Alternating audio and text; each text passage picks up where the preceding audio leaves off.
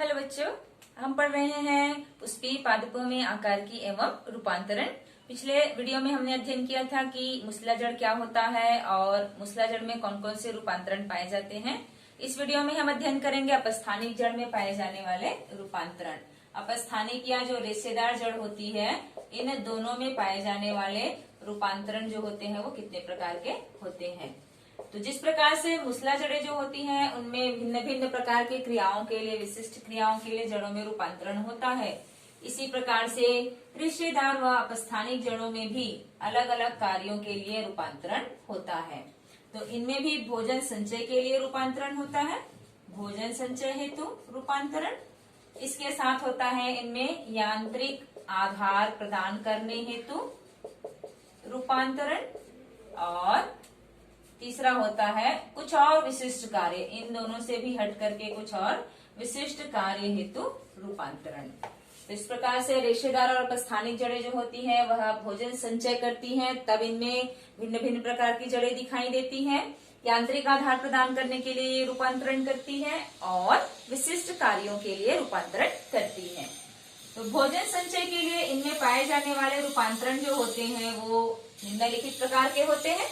पहला है कंदिल मूल, दूसरा है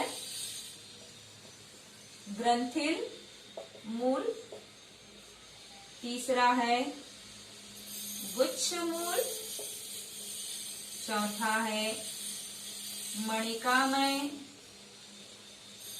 मूल और पांचवा है वलयित मूल। कंदिल मूल, जब रेशेदार जड़ें जो होती हैं, जब इनका तना का आधार वाला हिस्सा जो होता है वहां से कुछ जड़ें जो होती हैं वे विकसित होती हैं, तो वह भूमि के अंदर अनियमित आकार में भोजन संचय करके इस प्रकार से फूल जाती हैं। तो इस प्रकार से जो जड़ें विकसित हो रही हैं, इस प्रकार का रूपांतरण जो है वह कहलाता है कंदिल मूल, और इसका उदाहरण है शकरकंद का। तो इस प्रकार की जड़ें जो होती है वो भोजन संचय करती है तो अनियमित आकार में फूल जाती है। इसी का एक और रूप जो होता है वह कहलाता है गुच्छ मूल के रूप में।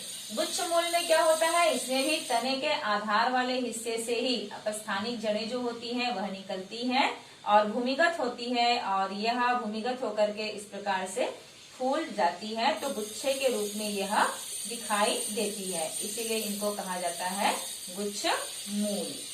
तो इसका एग्जाम्पल है डहेलिया।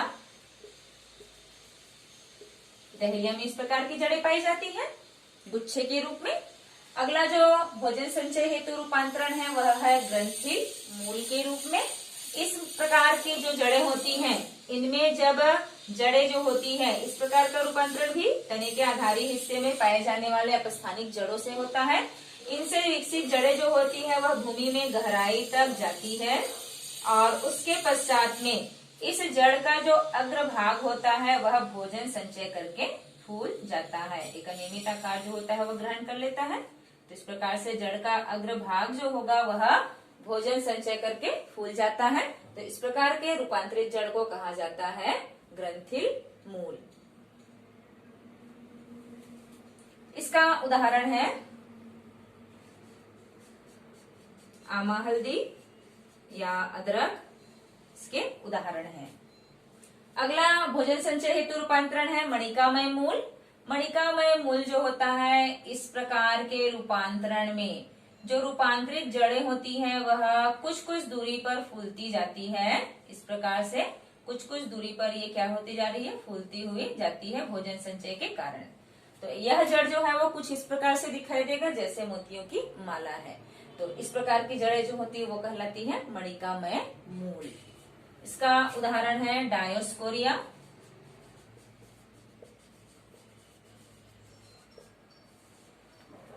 अगला जो रूपांतरण है वह है वलयित मूल। वलयित मूल में जड़ें जब अपने आप को रूपांतरित करती हैं, जब ये भोजन को संचय करती हैं, तो इनका रूप जो होता है कुछ इस प्रकार से दिखाई देने लगता है, एक के ऊपर एक इस प्रकार से वलय या रिंग के समान संरचनाएं जो होती हैं वो रखी हुई है। कुछ इसी प्रकार से ये जड़ जो होता है वो दिखाई देता है। तो इस प्रकार का रूपांतरण कहलाता है वलयित मूल।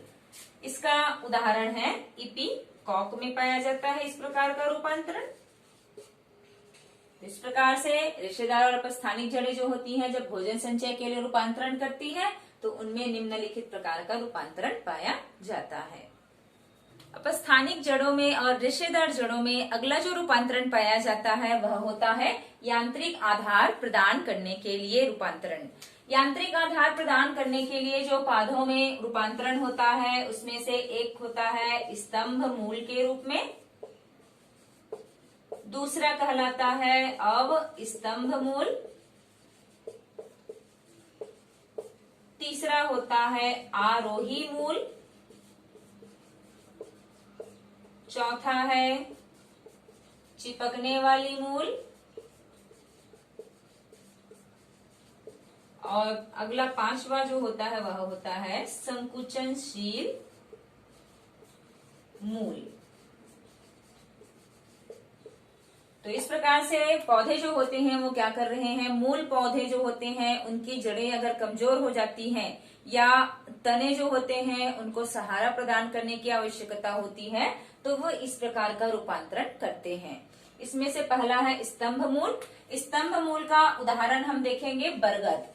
बरगद जो होते हैं जैसे जैसे वृक्ष की शाखाएं बढ़ती जाती हैं इनकी शाखाओं से ही इनकी जो वृक्ष मुख्य वृक्ष होता है उनकी जड़ें तो जाती ही हैं भूमि के अंदर ही, लेकिन इनकी शाखाएं जब विशालतम होती जाती हैं तो इनकी शाखाओं की पर्व संधियां जो होती हैं इनसे अपस्थानिक जड़ें विकसित होती है जो क्रमशः धीरे धीरे गति करते हुए भूमिगत हो जाती है और भूमिगत होने के साथ साथ ये दोनों कार्यों का संपादन करना प्रारंभ कर देती हैं।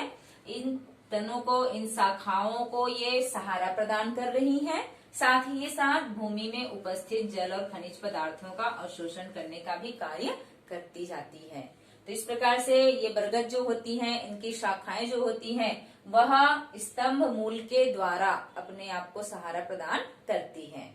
तो इस प्रकार का रूपांतरण क्या कहलाया, स्तंभ मूल। दूसरा है अवस्तंभ मूल। अवस्तंभ मूल जो होता है वह दुर्बल तने वाले जो पौधे होते हैं उनमें पाया जाता है, अर्थात जिनका तना जो होता है वो दुर्बल होता है और इनमें क्या पाई जाती है, रेशेदार जड़ें पाई जाती है। जैसे गन्ना का या भुट्टा का उदाहरण हम ले, मक्का का उदाहरण ले, तो इनमें क्या होती है, इनके तना जो होता है इतना भाग जो है वो मिट्टी से घिरा हुआ है, इनके तने के आधार वाले क्षेत्र से ही जड़ें विकसित होती हैं जो भूमि में तिरछे रूप से वृद्धि करती हैं इस प्रकार से, और ये इनके तने को सहारा प्रदान करने का कार्य करती हैं। तो यही जड़ें क्या कहलाती है, अवस्तंभ मूल। अगला रूपांतरण है आरोही मूल। आरोही मूल का एग्जाम्पल अगर हम देखें तो मनी प्लांट आपने देखा होगा, या फिर पान जो होता है इनमें भी आरोही मूल होता है। अर्थात आरोही मूल जब होते हैं इनको जिस भी स्थान पर ये विकसित हो रहे हैं वहां उनको आरोहण करने के लिए, चढ़ने के लिए इनके तने की पर्वत संधियां जो होती हैं इनसे जड़ें विकसित होती जाती हैं और ये जड़ें जो होती हैं इनको क्या करती जाती है, आधार के साथ में आरोहण करने में मदद करती जाती है। इस प्रकार से ये किसी भी आधार के साथ में पकड़ कर रखते जाएगी और ये पौधा जो होगा वो क्या करता जाएगा, आगे की ओर विकसित होता जाएगा। इस प्रकार आरोहण करने वाला जो मूल होता है वह कहलाता है आरोही मूल। अगला जो रूपांतरण है वो कहलाता है चिपकने वाली जड़ें। तो चिपकने वाली जड़ें जो होती हैं वे पाई जाती है ऊपरी रोही पौधों में। ऊपरी रोही ऐसे पौधे जो किसी अन्य वृक्ष की शाखाओं पर उगते हैं, ऐसे पौधे ऊपरी रोही पौधे कहलाते हैं। ऊपरी रोही पौधे जो होते हैं इनसे भी कुछ विशिष्ट प्रकार की जड़ें विकसित होती हैं और ये जड़ें जो होती हैं इन जिस पौधे के ऊपर ये उग रहे हैं उन पौधों की ऊतकों तक प्रवेश करती हैं और चिपक जाती हैं और इस प्रकार से ये क्या रहती है, उन पौधों के ऊपर अपने आप को स्थापित करके रखती है। तो चिपकने वाली जड़ का उदाहरण हम ले तो वेंडा, इसका एग्जाम्पल हम ले सकते हैं। अगला जो यांत्रिक आधार प्रदान करने के लिए जो रूपांतरण है उसमें है संकुचनशील मूल।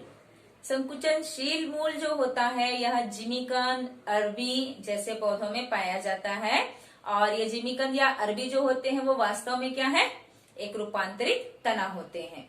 तो रूपांतरित तना में ही उनके आधार वाले भाग से ही जड़ें विकसित होती हैं और यही जड़ जो होती है इनको भूमि के अंदर इनको पकड़कर रखने का कार्य करती हैं। इस प्रकार से जड़ें निकलती हैं और ये जड़ें जो होती हैं वो क्या करती हैं, इस तने को विपरीत परिस्थितियां यदि हैं तो इस भाग को वो क्या करती है, भूमि के अंदर बांध के रखने का कार्य करती हैं। इसीलिए इनको कहा जाता है संकुचनशील मूल। उदाहरण क्या हो गया, जिमीकंद और अरबी।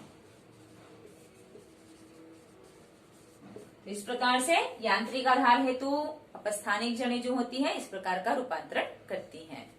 कुछ पौधों में अपस्थानिक जड़ें जो होती हैं वे अति विशिष्ट कार्यों को संपादित करती हैं। तो अति विशिष्ट कार्य के लिए इनमें कुछ रूपांतरित जड़ें पाई जाती हैं, जैसे कि इनमें पाई जाती है जनन मूल।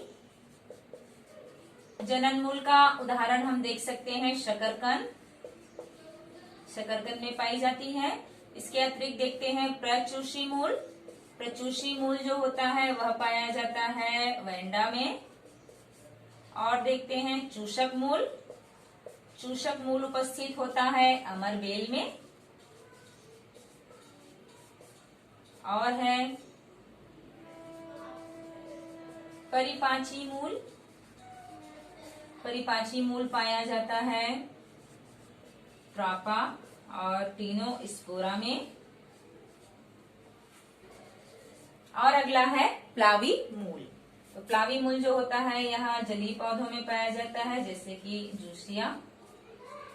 इस प्रकार से तो अति विशिष्ट कार्य करने के लिए जनन मूल जो होते हैं वो प्रजनन की प्रक्रिया में सहायता प्रदान करने वाले जड़ें होती हैं।